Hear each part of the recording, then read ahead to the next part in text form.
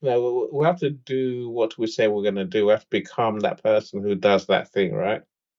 As in, part of that thing that we need to become is the ones who tell our stories, who tell other people's stories, who tell our elders' stories. You know, the ones who create and then document who we are as a people. So that luckily, you do a lot of that, Obi. I'm saying that more people need to know.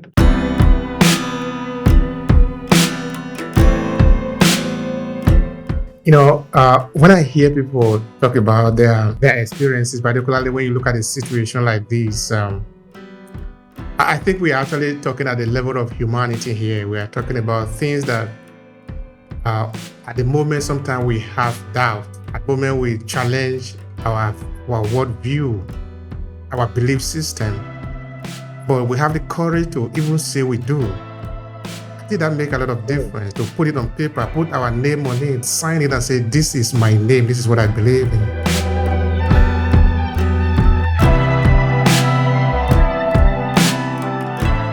Like I say, there's always that fear in the back of our minds that we've got nothing to say. What do we have to say?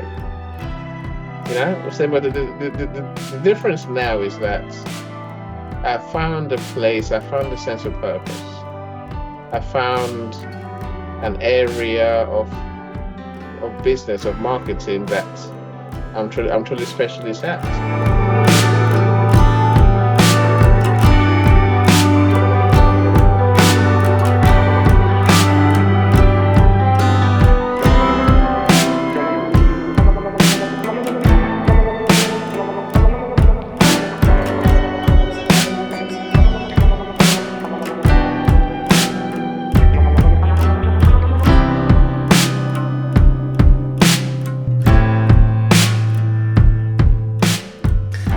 Thank you for checking out Obehi Podcast. We encourage people to own their story and share it with the world to expand their purpose. Before we start this presentation, I have something to quickly share with you. Are you a purpose-driven entrepreneur? Do you want to cut across the noise and attract your ideal client by leveraging your own story? Then pay attention. I have a signature program that can help you own your story. A 5-step transformative journey to reshape your professional and business narrative for success in less than 90 days. And it's available at academy.aclasses.org/story. This is what we have understood. Storytelling is the most powerful instrument known to man. And this is what that could mean to you. You can either own your story and use it to advance your purpose in your business and professional life, or someone else will do. The choice is yours. Now let's get started with today's episode of the Obehi Podcast. I am Osung. My company is global.media, and what I do is make people famous. So I'm on a mission to get people to know who my friends are, what they do, their genius, how they help, and why they should trust them to do business with them. That's pretty much what I do. Of course, I want my friend. I got friends who are ambitious, who are creative, who provide solutions. So my job's to elevate them so people know who they are. They become celebrities in the minds of the target audience. That's a game I play every day, my friend. That's lovely. That's a great thing to do. That is a great work. If your work is dedicated to other people, then there is a lot of joy in that, right? I tell you that exactly that. Of course, there is a personal gain as well. So I think like all things, if you do good work, if you make other people, if you help them achieve their dreams, then they tend to pay you in the end, right? Absolutely. So the money comes always. I don't worry about money. I worry about doing good work every day, and then that's good. And the money will come on its own. always. It is said that when you take care of the needs of the people will take care of your needs too. It's just that is just the way it goes. Yeah, and again, I think it's by finding. I don't know whether there's moments in time, but it's finding your place in the world, right? Yeah. And I say even with this, you do your podcasting.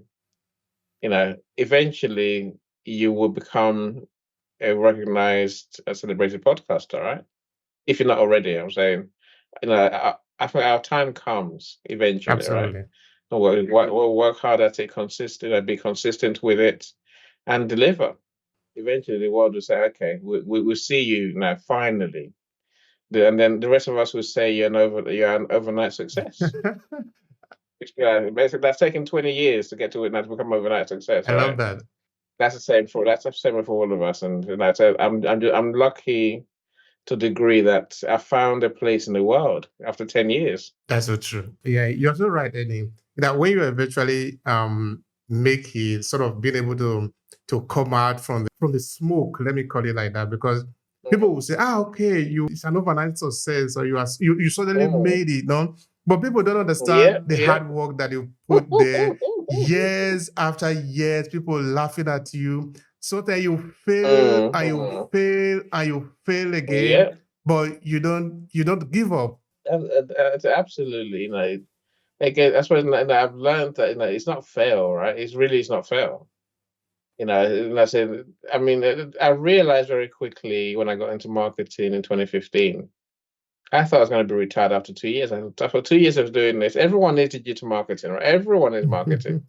So they're gonna run to me. I'm gonna make all the money, have a build a team, make them rich, and then my team will work. I'll be on the beach relaxing. It didn't happen over here. 10 years on, I'm still working as hard now as I've ever worked, right? Probably working a bit smarter now. And so I found a place. It's a great thing. It really is. Absolutely. But anyway, yeah, I think that is the most joyful part of it, that you love what you are doing and you are doing it with all the joy. Now, you are not really worried. You are happy because the success now come every day. And of course, that also mean a Mm. little doses of the failure. In that the success is not something that is going to happen just one day. It's actually happening every day. And because it's happening every Yeah. day, you are getting the momentum to keep on fighting, to keep on doing it. Mm. And I think it is a great Mm. thing. I'm talking of, yeah, I'm Yeah. talking of doing it earning. There is something really important. When, of course, I know that you've been writing this book for a long time, because a book is not a day job. You take a lot of time to write it, to research it, to pour yourself into it, and eventually the Mm. magic happen when you have the book printed and you have it in front of you. Annie, let's start from there. Yeah. Show the people the magic that you Yeah. have in your hands right now. Oh, look at that. So this is my book, The Lessons We Learned from COVID. It's an anthology. It's a remarkable book. So I love it. I love to feel the book in my hand. So I love the whole experience of having a book that is a real book, right? That's lovely. That's It's like a dream. It's like a dream come true. But so I've always wanted to be an author because part of my toolkit is helping people to write their book, publish their book, and sell their books. I said therefore the other half of what I spend my days doing is as the audio rooms, as you well know, right? No, but no, but helping people publish their books has always been a thing that I really enjoy doing, and it makes a huge difference. There's a stats out there: eight out of 10 people want to publish their book, but only 1 out of 10 actually gets to publish their book and then make money from it. So my whole life's about changing that equation. I want 4 out of 10 of them, 4 out of 8 to publish their books and make money. So that's what I spend my whole days doing. Of course, to do that, it makes sense for me to become an author myself, right? If I'm not an author, I feel a bit disingenuous. I think I'm always one to believe that you have to be incongruent, aligned in alignment, right? What I do for my clients, I must do for me. Otherwise, do I really believe what I'm doing? So becoming an author was always part of my dream. Of course, I've gone through the whole cycle of I got nothing to say. I got no. Who cares what I have to say? I don't know enough. But then suddenly I've realized I do know enough. Like what I know is more than enough for someone to learn from. So that's what we've written a book. absolutely, absolutely. And of course, since the first time that I interviewed you, how many years ago is that now? I don't know. I What, think I said that time that you need to write a book. 2 years? You need to write a book, Yeah, Annie. two, like, over two Yeah. years. Yes, yes. I remember you saying that too. And yes, like I say, like, there's always that fear in the back of our minds that we've got nothing to say. What do I have to say? So, but the difference now is that I found a place, I found a sense of purpose. I found an area of business, of marketing that I'm truly specialist at. So that's when I said to myself, okay, I have got an approach that I can share with the world. Of course, now you mentioned the failures earlier. So I don't really see it as failures, and I see it as lessons learned. You know, 2 years ago, could I have written a book? Maybe I could have, but I didn't feel I could have. Right? I didn't feel I learned enough. Now, I think I'm writing the best part of 10 books at least. So I'm trying to slow them down, the other ones down. That way, it doesn't conflict with this one. Because as you well know, every book needs marketing hard. So I'm trying to give each book a chance to breathe, a chance to be marketed properly, and before we start the next one. Lovely, lovely. Yeah. Of course, we're going to talk about a lot of your books that you are going to write. Of course, you have got it to the stage. You are no longer a baby. So I mean, at your age, your experience can be treasured because you have lived. When you have lived, No, you talk thank you. about your life. You know, No, you sound like I'm halfway to death. I probably am. no, I'm no, no, 49, no, right? not at all, not at all. When you have over 30 years, you have lived Mm, because you have yeah. passed through a lot of things, a lot of hurdles, a lot of challenges in life. Because what is the book anyway, or what is this idea of the story that we are telling, or the storyteller at the end of the day, is that we are just sharing our Mm. experiences, what have happened to us, and Yeah, no, it's true. mm, I agree with you entirely. Everyone's got a story in them. Everyone has something to share with the world. So like you say, whether it's your journey, to get to a point, whether it's your experience, that is something you've learned, whether it's a skill you have, whether it's the life you lived. Everyone's got a story in them over here. I agree with that entirely. And many of us wait too long to actually tell our story. So now the sooner we realize that we'll do, we can, we can help someone with what we've seen, what we've heard, what we've been through. The sooner we can start, writing our books and benefiting the world, really. Like I always say, when you benefit the world, the money comes and they buy your book, right? It is all that. thank you for that. Of course, a lot of people are listening to hear your voice. It is good. It is good to do this. Eddie, tell me, what is your motivation for writing this book? Why do you, at a point, made up your mind after all those negative thoughts in your mind? Okay, how can I be? Can I also be an author? Can I? But now you have made it. But what motivated you to take that bold step? I like that you've made it. So I wish I had. I wish I had made it. Right, it's a journey over here, as you well know, right? Look for this book. As it said, the title "Lessons We Learn from COVID-19." Again, I think that COVID was a moment in time, right? And in truth, I truly believe people will be asking in years to come, what happened in COVID? Human nature has a way of forgetting the facts. And of course, our kids, their kids will be asking eventually what happened in COVID.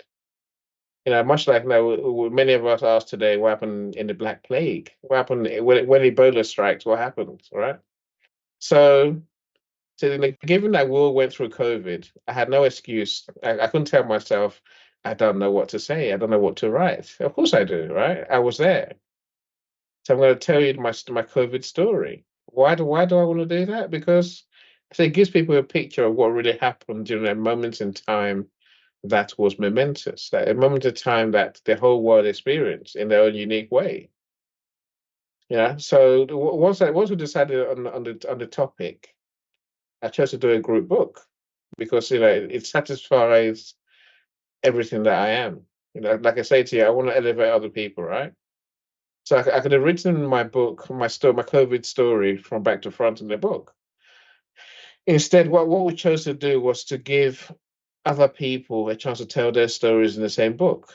Hence, it's an anthology. So there's at the moment there's 8 authors in there. So by the time we finish, there'll be 10 authors in there at least, right? And so giving my purpose to elevate other people, to give other people the spotlight. Having them co-author the book with us, it's a wonderful thing because it means I haven't had to write every page myself, but two, by having different co-authors from different parts of the world, our readers get a much richer experience because they got literally different stories, right? I always say, there's something in there for everyone, and and there's everything in there for someone. Yeah, you with me? Absolutely. If you read all of them, you're gonna get something. Everyone's gonna get something. Even if you're the pickiest person there is, you're still gonna find something in there for you. So that's the beauty of the book. That's lovely. That's lovely. So, where were you when the COVID-19 broke out? Tell me a bit about your experience. The initial time, yeah. Yeah, that's what we're written about in the book, right? That's what we're written about in the book. No, so I was here. I was here literally, right? And so we moved to Cornwall, to the southwest of England in 2018. And I was doing more. I was doing more local things. So I go networking locally. I was networking 6 days a week. So I was out there and I'm trying to make friends. Really, in business, I found that you have to get known locally, right?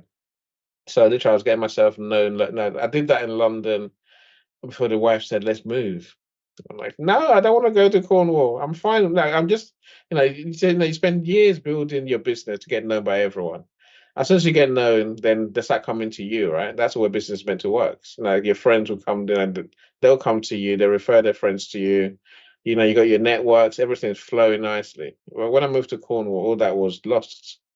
So I had to start again. So I was building that network slowly but surely. And then COVID struck. COVID came. Of course, we heard. I heard about this Chinese virus. I don't know whether it's Chinese or not. I'm saying that's how it was said in our news. And I guess I prayed that it wouldn't be what they said it would be. I prayed that it wasn't going to be ending. I prayed that they were overplaying how bad it could be.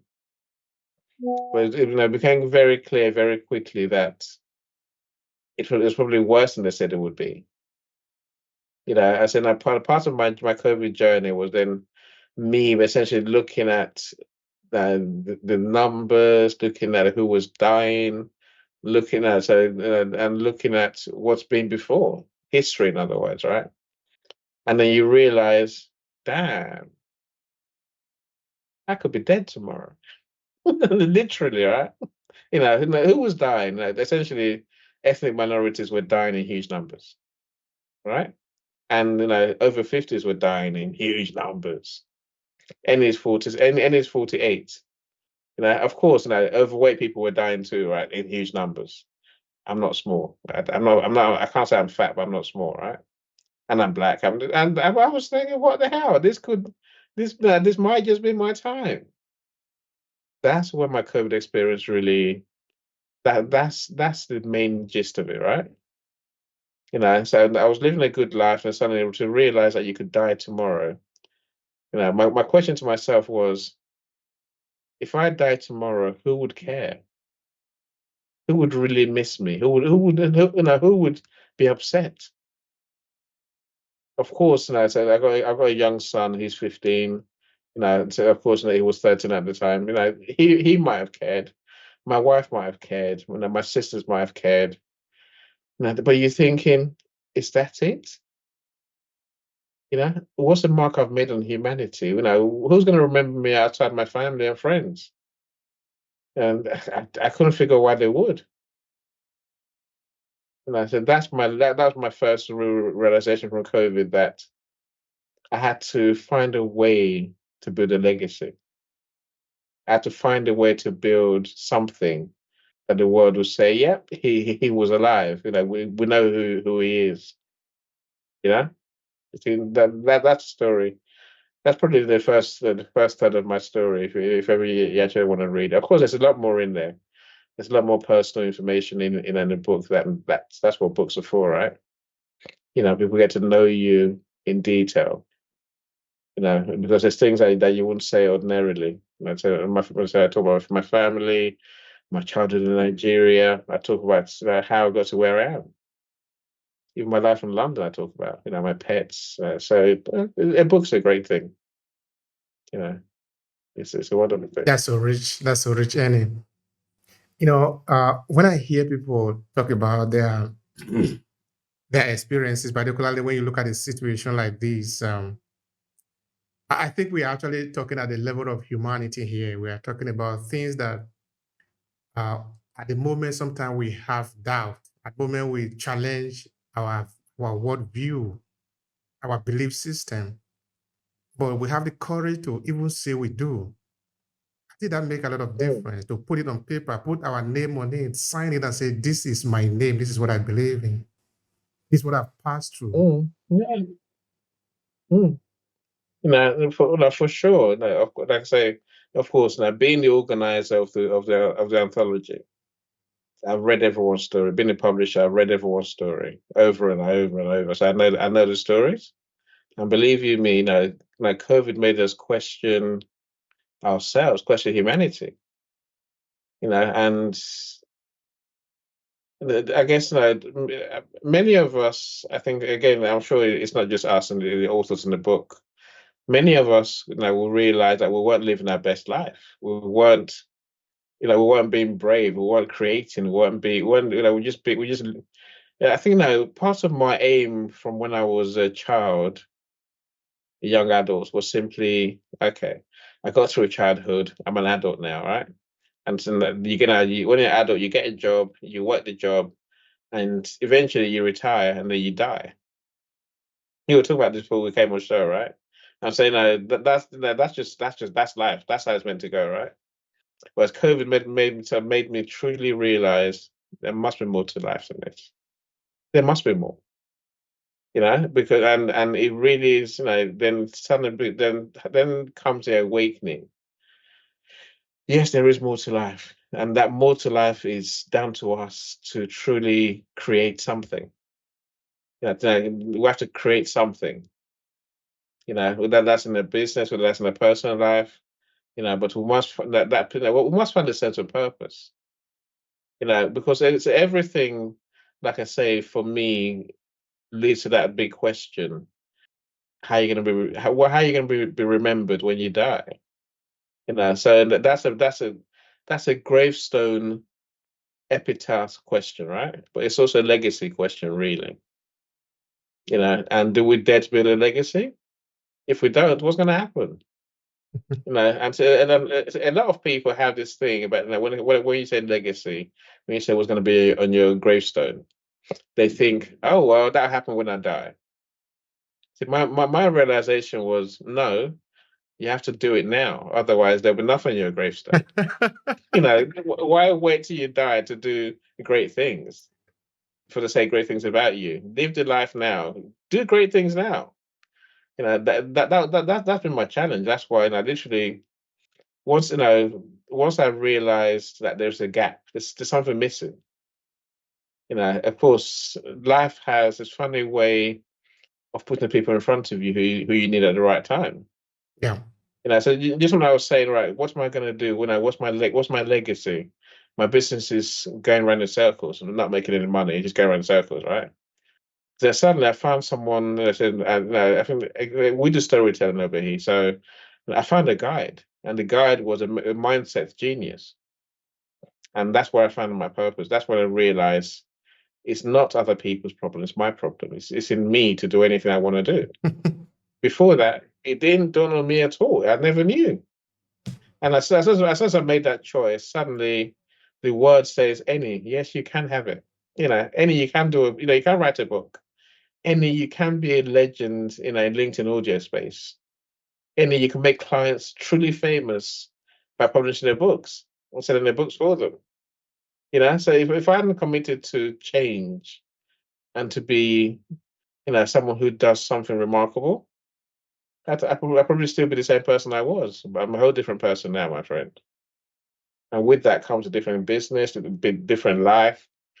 Everything's different. That's why I credit my mindset coach for everything. Yeah, that is powerful. That is powerful. That is really powerful. I like what you were saying. And when people wait for the last time to do it, as if maybe a magic is going to happen, only that there is no guarantee that you are going to be there the last time. Because you don't even know when you are going to die and how you are going to die, whether you're even going to be buried. You might be flying in the air and the plane just, that is the end of it. Yeah. Because you don't know. Yeah. You don't know what is going to happen. Of course we don't. We really, really don't know. You go outside and get run over by someone, right? And that's it. Worse still, you get run over and you're still alive, but brain dead. I say, that's ruined everything. You can't do anything from there on, can you? I'm saying you're stuck. So one of my friends, Kelly Gilbert, I was giving credit. It came up with a very smart saying, which almost haunted me. He said it was basically this: we only get two lives, but you only start living your best life when you realize you've only got one life left. Let me say that again: you only get two lives, right? But you only start living your best life when you realize you've only got one life left. All right, I'm going to say something to that. You see, during the COVID-19, that is actually when this podcast was born, the Obehi Podcast. Of course, I'll be doing interview forever, but this podcast actually was born at that time. The story is a long one. I was actually at the hospital at the time. Before then, I've been in the hospital before because something happened to me. I was in my workplace where I slumped. I was doing night. It was so serious that nobody could guarantee that I would make it. For 14 days of my life, when I was medically induced to coma, it was literally between life and death. That was the moment that what I've been doing for nearly 10 years up until that time began to make sense to me. Of course, after I have waken up from my coma, then I have to ask myself, why are you doing this? When Steve Jobs said in Stanford that you can only connect the dot when you look back, you cannot connect it when you are looking forward. When I connected the dot, I could see the reason why I'm doing this. And of course, during that COVID-19, while I was in the hospital, because my sickness at the time, because I've gone through that period, but now as of COVID-19 at 2020, even though I was in the hospital then again, but I was not really medically challenged in the sense that I couldn't do anything. So I had my computer with me in the hospital, which of course is something different from in some other places now. I connected my computer to the internet and I did a series of interviews throughout my stay in the hospital. Really? Every day. That's brilliant. Every day, talking to people from Canada to US to UK to Nigeria, China. My question was simply, how are you living this moment? Because it have never happened before that the economy, our life was shut down. What is the meaning of this for you? And of course, I think we have the chance to talk about it. What have happened during the COVID-19 led to a lot of innovation, led to a lot of industry just springing up. the industry that we are Mm. leveraging just now, the communication where we are chatting with video. Of course, it had been Yeah. there before then, but Zoom as a company Mm. actually got a boost, a big boost at the time Mm. because Mm. everybody is locked Yeah. up. No. You need to talk. So Mm. Mm. I think the Yeah. essential message for me is that we get to a point where we realize that there is a deep sense behind what you are doing. And when you Mm. realize that, you have a different picture, a different approach, a different understanding, and a different way of Mm. living your life. That is so Yeah. fundamental. Yeah, No. please go. I think you can't unsee what you can't be unaware of what you suddenly realize, right? That's like once you face once you look in the mirror and you see that there's more to you than you've been telling yourself, that we're not doing, we're not fulfilling our purpose. There's no like there's more meaning for us being alive, right? We all have a unique, at least one unique skill that the world needs. I think it's whether we're willing to embrace it and serve our purpose almost, or whether we want to carry on living the sheltered, you know, the small life. So I'm glad that you chose to step out of your comfort zone and do more with your talents, right? And I'm thinking, your books, your storytelling books must have come about the same time, right? Absolutely. Absolutely. That is what it's all about. And Mm. now I am Yeah. developing a signature program. It's not yet ready. Probably it's going to be ready by the 30th of this month, or maybe a little bit, maybe like as we move it to August. And it's entirely about helping people to own their voice. And this is going to be here for a long time. This is more like a mission to me. Book writing, of course, it's not the first time I've written a book. I wrote my first book. I was in Nigeria. One of my books actually was accepted at the University of Verona, the city where I live. I've never gone to Excellent. thank you. I've Congratulations. never gone to a university. For the fact that Why haven't they made you Dr. Obehi yet? What are they waiting for? no, I'm really saying that it is important for us to download what we have in our head on the paper because this is our way of making a dent in the universe because we need to do this. This is the only chance we have. Yeah, no, I truly agree. No, I always say writing a book is, it's a gift for humanity that all authors give, right? Yeah, because look around you today, my friends. We're reading books from hundreds of years ago, Charles Dickens and any of the other old books that you care to, Shakespeare. We could carry on, right? I'm saying, why shouldn't people be reading our books in years to come?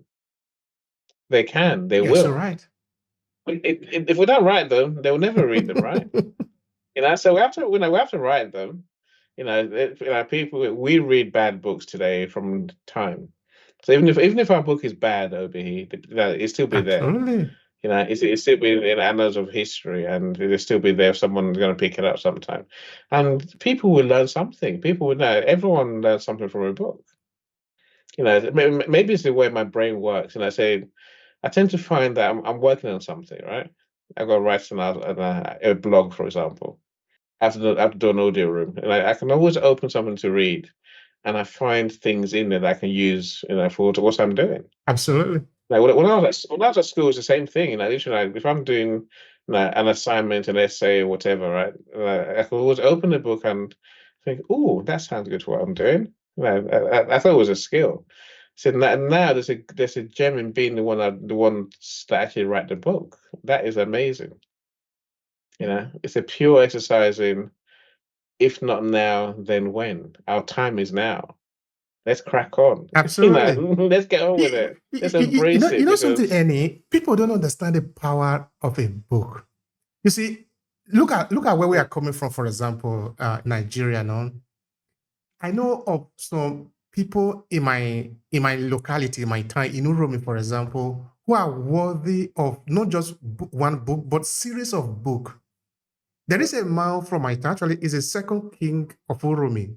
His name is Agbanuji. Now I've written series of articles about him. He's known as Osung, god of war. Now, at the time, as of 1300, the Oba of Benin brought a war to Osung because the Esan people, of course, led by him, said they were not going to pay homage to the Oba of Benin because they wanted independence. This led to the war. And one of the most powerful warrior Oba of Benin, known as Oba Ozola, brought this war to Esan. And the Oba will die in that war. And this same man, the king of Oromi, will also die in the war. Now, this is just an oversimplification of the story. But for the fact that the Oba of Benin died in this war, and this king died in this war, this king is called the god of war, I think there should be more than 50 books written about him. And now, you see, Uromi, there are a lot of educated people. I say it often time, I say it intentionally because I want to challenge them. People who are 100 times better than me, who can write this book. What are we waiting for? Because, please go. Because I swear my granddad was a chief in Urumi, I swear. I was there at least once when I went back. And as an adult, those who don't know, as I grew up in Nigeria, and literally, in Ishan, which is next door to Urumi. And so granddad used to go to Urumi every Sunday, if not every other Sunday at least, right? And meet with the locals. So I got to go only once as an adult to realize it's quite, he was quite important in Urumi. I was amazed, right? And then to find you here, Obehi, so the world is it's a mystery, right? Yeah. Magic things happen. Thank you, my brother. I think people need to understand the importance of book. I'm hoping Granddad wrote some books about Urumi. Really, please find something. Of course, he wrote many books about Ishan. Of course, find something and let's talk about it. It's important. Irua, and I wrote many books. Maybe that's part of my inspiration. The fact that we can over here. What else can we say to people, right? We can. And you and I, by writing books, we've shown them that we really can. We're not just talking. Package your knowledge and help humanity and help yourself at the same time. So the excitement of people. You and I have been in an audio room before where I mentioned my granddad's books and people, Nigerians who know, my granddad's writings. They've gone crazy, right? With ecstasy. Nothing gets people more excited than talking about someone's books. And it's it is a legacy. It's an income. It's a door opener. It's literally what is going to put you above all else. And I tell my friends, once you write a book, the day your book is published, you're an expert in your field, whatever that field is. Now, when people want someone to come and speak about your topic, they will find you first because they'll find your book. Now, they go and look on Amazon. The news people, they go and look on Amazon. The media goes to look on Amazon. That's where you want to be, on the first page of results by being a bestseller. Maybe that's what puts people off over here. They're too scared that their book will flop. They're too scared that no one's going to want to read their book. And if you don't write it, no one's going to read your book, right? You don't even have any chance. You have exactly. You literally write the book, my friends, and then market it properly. People will want to learn from you. Absolutely. They really will. And on a personal note, I think you need to do some work on that, your grandfather. Let's celebrate him. Why those books? Let's. There are many over here. There are many. Find all of them. If there are so many, then we can build a library on it because these are our heritage. They are our heritage. Over here, different era, different era. And I'd have to go there and find them, right? I'd have to go to Nigeria to go and find them because, in this day and age, the internet makes everything easy.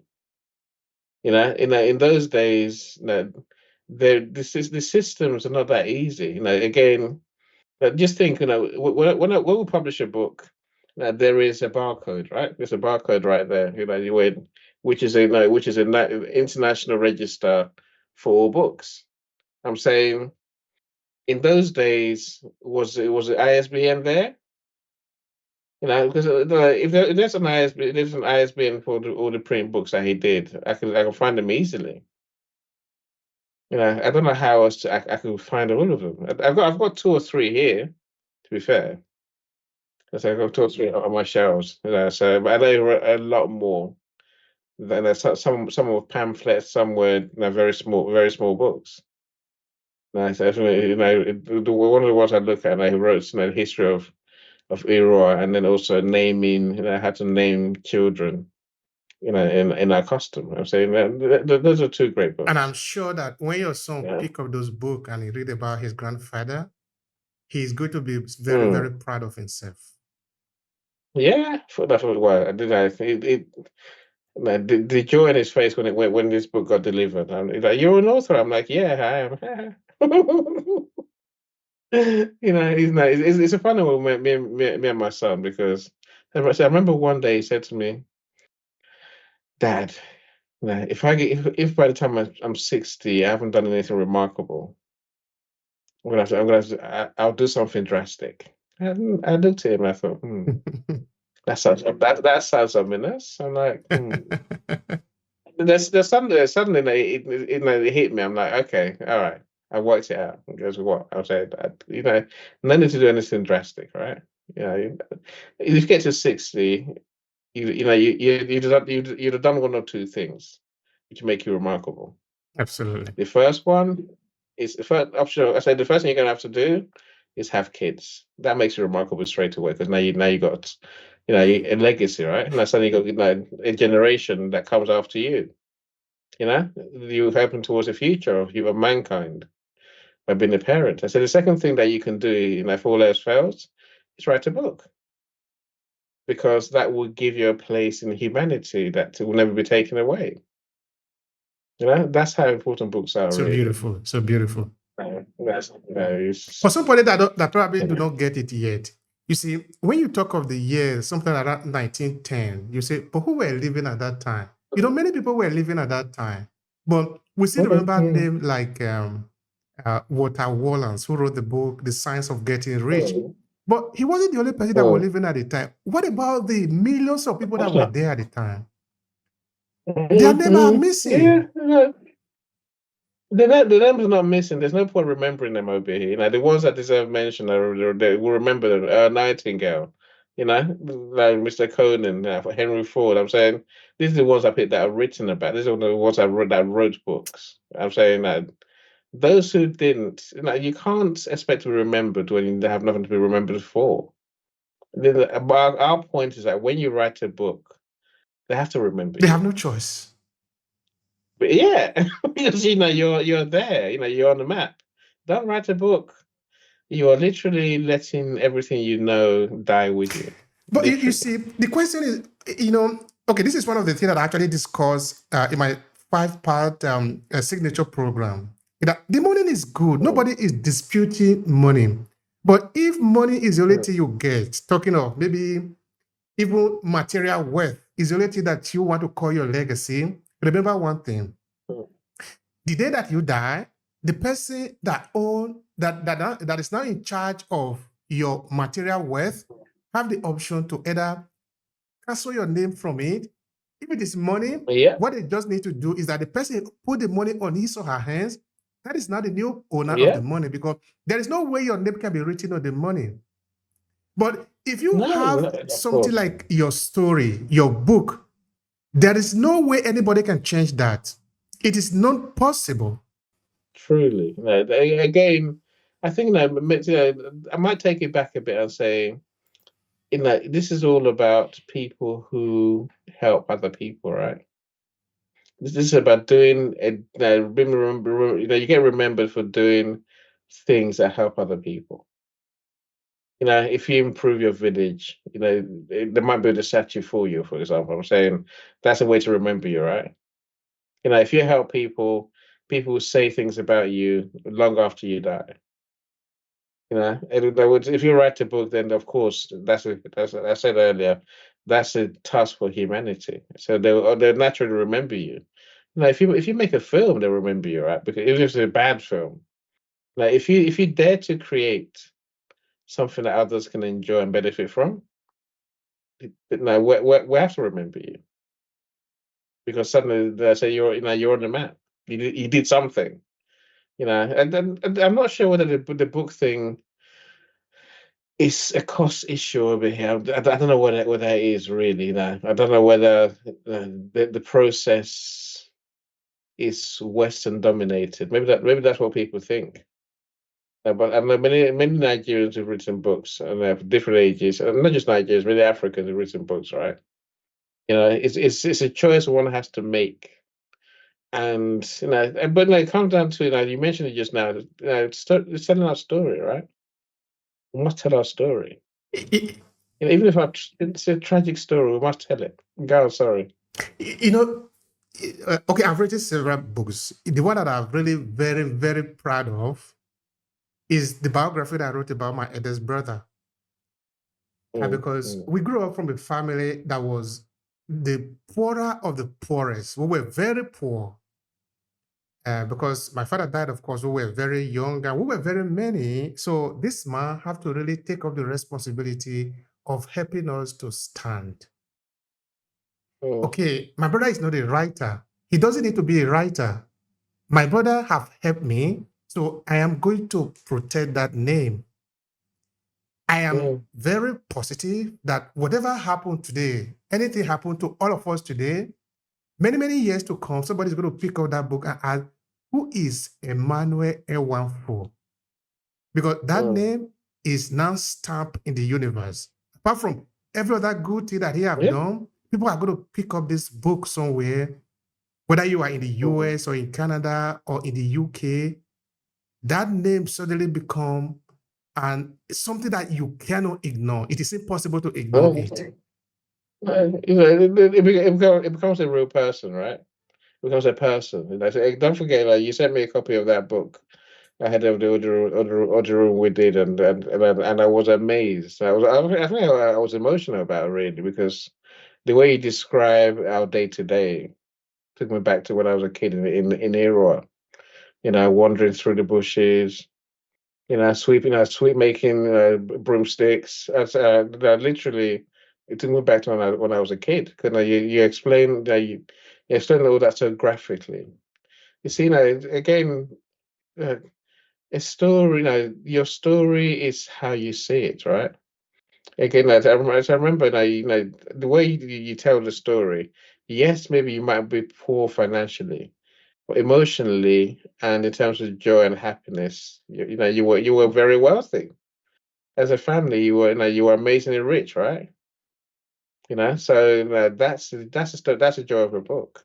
Again, I think in every book over here, even in my COVID book, I encourage my co-authors to take themselves back to that time that they're talking about, right? Go and take yourself back to that moment and describe what's really what do you see, what do you hear, what do you smell, and then take us as readers back to that moment. Put us in that picture, you know, and if you can elevate someone, then do so, because because every story needs a guide over here, right? But this. I say every story needs a guide, right?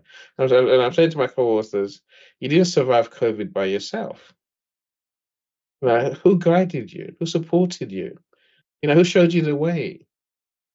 When I put it that way, suddenly start remembering that. Oh, my dad was remarkable. I admit my dad, my brother, my sister. And I'm saying, don't just say that. Name them. Put them in a book. Let them when they read the book, which they will, let them see themselves. Because people never see themselves the way they are. They don't see themselves the way we see them, right? But you paint a picture of how glorious that person really is in your life. Now you have one chance, maybe. Take your chance and do it now. If you write another book, maybe you can elevate them again. But literally, a book is so many things to so many people, right? It can make people, it can make families. Like your book for your brother, for example. I can imagine the joy he would feel at seeing the way you paint a picture of what he truly was to all of you. That's a gift that you have. Thank you, Annie. And I really believe maybe in the future we'll be able to do more of this because we do have a project we call Life and Legacy, where we need to elevate and celebrate the people who show that we are standing on in the African diaspora community and of course in Africa too. Anyway, that is a discussion for another day. The lesson we learned from COVID. So what really is this lesson, Erin? Tell me more about that. There are many lessons. When you got 10 authors, you have 10 different sets of lessons, truly, right? If I had to sort of group them together, like I say, that legacy question is a lesson well learned. We have to live a legacy. And I don't say leave, Leave. I'm saying we have to live, Live. Live in your legacy now. That's a lesson we all learned. Now, don't wait till tomorrow. Do it now, right? Because it's a bit late tomorrow. Because you never know. Maybe you will see tomorrow. That's one set of lessons I say we learned. For a lot of people learned the quirk of humanity, right? Humans we're funny creatures. And I don't know whether you remember that one of the standout things about COVID was the toilet roll battles in shops. I'm sure you remember that, right? Who would have thought the most important thing in the world to everyone was toilet roll? Who would have thought? Toilet roll sold out. How could toilet roll sell out anywhere? It was sold out everywhere. People were going to shops and fighting over toilet roll. That's weird, right? But that's humanity for you. Because the same people who were fighting for toilet roll were the ones who were supporting each other. Supporting each other when COVID really hit. When people were dying and people couldn't go to funerals. Your community suddenly rallied around everyone, even though they couldn't, really do anything. They couldn't physically meet sometimes, but people, we had to support each other and grow together. I said no one survived COVID by themselves. It took everyone to get through COVID. It truly did. So whether it's us, the scientists, the health workers who were suffering, I think the teachers who suddenly realized have a way of doing what they do now, and they're gifted.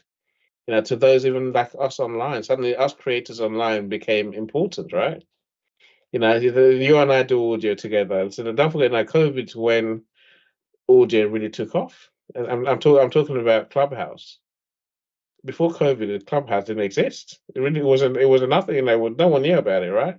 Suddenly, there was a place where everyone went to go and congregate to talk. Because you couldn't go out and talk to anyone else around you. We all went online and started talking rubbish on Clubhouse. It's evolved since, clearly, right, into different platforms. Twitter Spaces, LinkedIn Audio. I'm saying, audio really took off then. So, so there's so many lessons that we learned, right? Again, so many others learned, the power of relationships. There's at least one person whose story simply, I never knew how important my family's farm is or was. Suddenly when you can't buy what you need from the shops because the shops are empty. Shops are empty. We can't make any money because we can't go to work. Suddenly, the local farm in Nigeria becomes where they find food, and it's where the whole community finds food when the neighbors are begging and starving. I'm saying there's so many stories over here. Yeah, you'd be amazed. I'm amazed that people actually went through all of that. I'm even more. I feel even more blessed that I should tell the stories. That's a gift. Lovely. All right, Enin. Now, people that want to read this book, where can they find it? Share with them. So the book is on Amazon. I don't know when you're going to publish this this podcast, right? I said we're going to launch the book in a LinkedIn audio event I think I'm looking at something like the 5th of August. Okay, in which case the book is on Amazon for sure. Amazon is my favorite bookstore because I understand Amazon. I help my clients with Amazon. I know how it works, right? That's even just enter the title, it'll be there. Worst case, enter the title on my name. The NEO song. The lessons were done from COVID-19, NEOs and the NEO song, and it will come up. It's available as an ebook and as a print book. Lovely. So you have no reason not to buy it, my friends. I would rather you bought on the 5th of August because I'm trying to coordinate our sales to that day that we have more chance of becoming bestsellers. Now, for bestseller, of course, you have to sell the most books in the categories in a category in a 24-hour period. So I would love to add your listeners, your friends, your viewers to my email list. That way I can keep you updated and I send you the link at the right time to buy the book on the right date. If someone can also go and buy the book now over here, they can, right? That's lovely. So the ebook I've made five times more expensive. It's on launch dates. We'll go with the launch price, right? The launch price I think is $2. Try and buy it today is $10 deliberately. I don't want you to buy it today. Wait till the 5th of August. Wait till launch date. If you really want to buy it, I'm gonna say all right, that is the marketer talking. Any Osung. I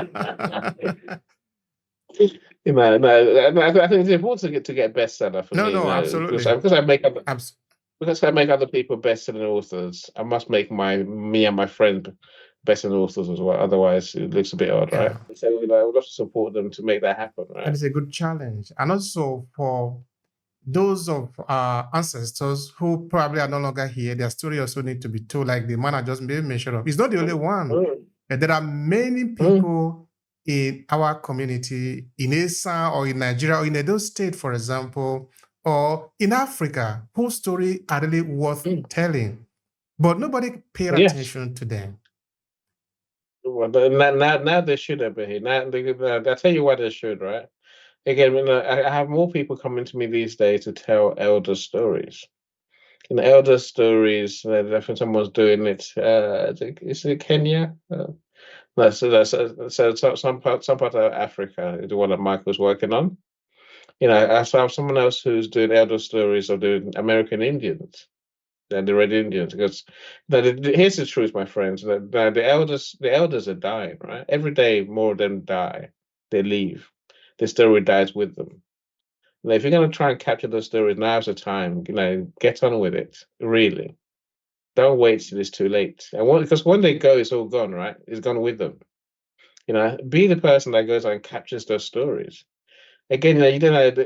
A lot of people are scared to write things over here. They think writing is too hard. Maybe it's too hard, right? Go and talk to these elder people. Now, you have an iPhone, you have an Android. Record on your WhatsApp. Just get them to talk. We can always transcribe that content later on into a book. We really can. Trying to write or get the elder to write a couple of their story. That's nearly impossible, right? Get them to talk about the story and said you're going to get to much richer content, a much fuller picture of what's really happened to them, of what they truly know. Now it's such an easier way to write a book over here. It's really it's I can say it's ridiculous, but it's like a blessing from the gods, really. The fact we have devices that can record these days. Let's use them.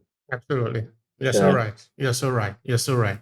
This is a challenge that is thrown to us because when I was much smaller, we used to say, "But why did it do it?" So I don't like to say that anymore. The question is, how can I do it? It is not the responsibility of other people. It's about me. You see, I chose to be a writer.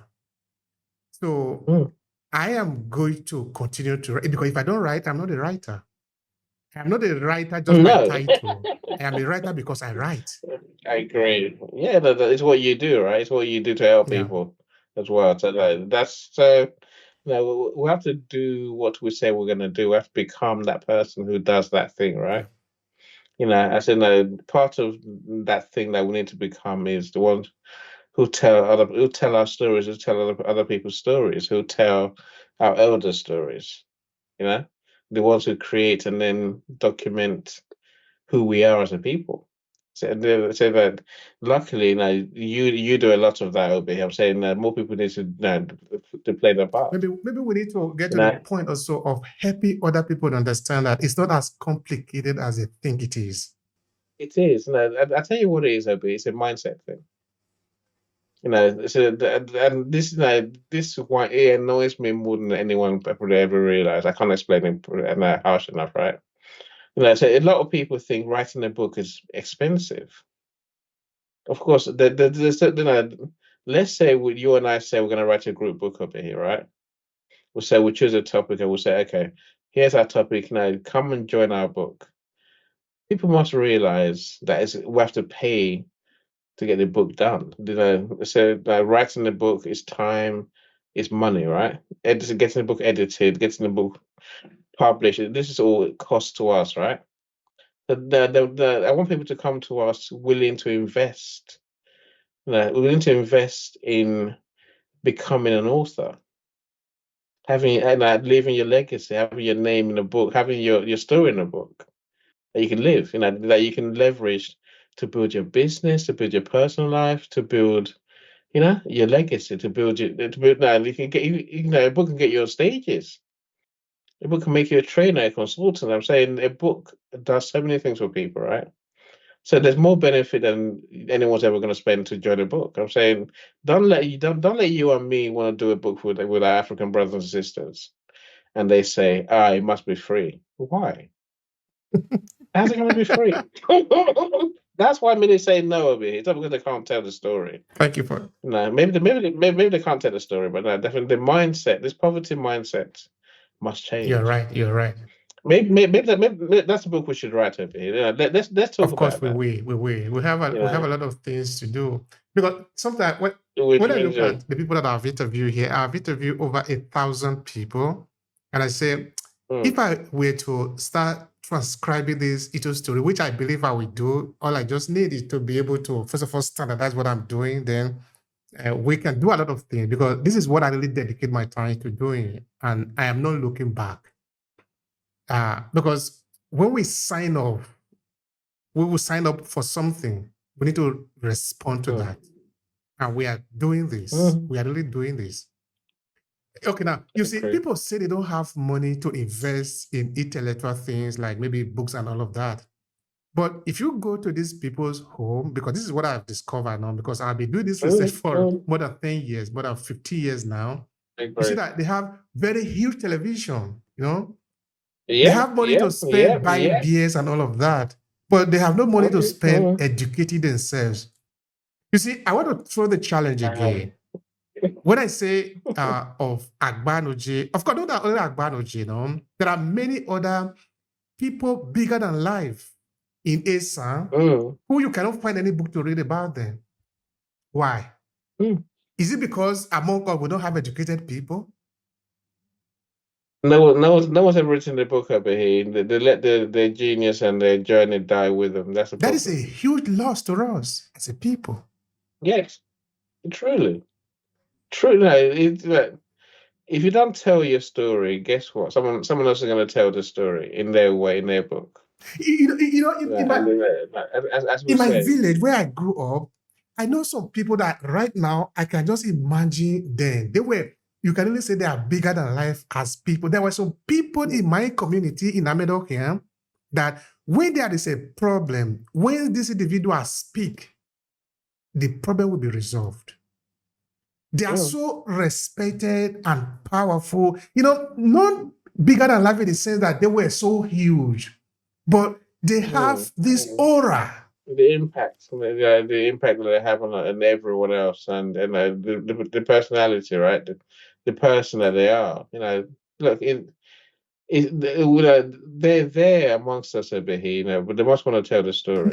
I look at them like they were gods among men. People like Onomoemi. I interviewed the son of Onomoemi a couple of years ago because I started a series on Esa storytelling. Because the storytelling series that I'm doing are in 3 languages: English, of course, Italian because I'm in Italy, and Asa, because I'm coming from Asa. These are very strategic for me.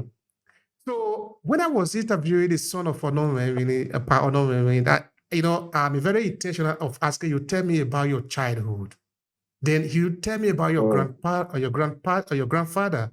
They were telling me of his father, who of course I know him.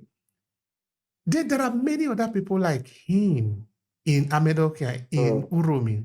But you can never pick up a book to read about them. Why? We are just shouting Jesus, Jesus. But there are people that died for us. Agba literally died for Uromi people.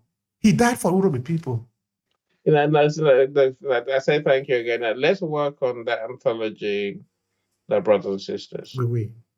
Of course, there's more than enough books that we can write with those, in back home, right? But I think we need to share the stories for our kids. Yeah. We need to share our customs, our ways of being, as you and I always say, right? We have a way of being, a way of doing things, a way of believing things, right? A way of seeing things. Our kids in the diaspora probably don't know half of it. Even some kids back home don't even know half of it because they seem to have missed the realities of their existence, what history really is, right? Because they're looking somewhere else. They're looking online at God knows what. Whereas let's somehow convey to them our values, truly what makes us special. As a minimum, Well, we must do that. Yeah. So I know an American teacher, educator, is what I call her. Like she's written 17 books, right?